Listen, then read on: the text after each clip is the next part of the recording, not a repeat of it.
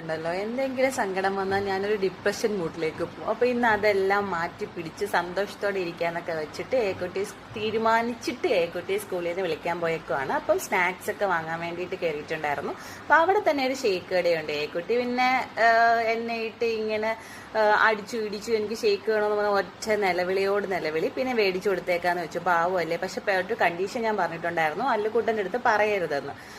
അങ്ങനെ അവൾ അതെല്ലാം ഓക്കെ പറഞ്ഞിട്ടാണ് ഈ കാന്താരി പെങ്കൊച്ച് എന്നെ കൊണ്ട് ബൂസ്റ്റ് ഷേക്ക് മേടിച്ചത്. പക്ഷെ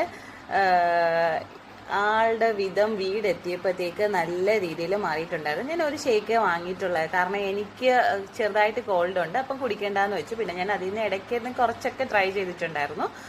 അങ്ങനെ ഞാൻ നമുക്ക് വേഗം വീട്ടിൽ പോവാം, വേഗം കുടിക്കുന്നൊക്കെ പറഞ്ഞ് വീട്ടിലേക്ക് പോയപ്പോൾ തന്നെ പാവം അല്ലൂസ് സ്കൂളിൽ നിന്ന് വന്നിട്ടുണ്ടായിരുന്നു. കണ്ടോ, ചെന്ന പാടെ ഓതി കൊടുക്കുന്നത് കണ്ടോ ഈ കാന്താരി പെങ്കൊച്ച്.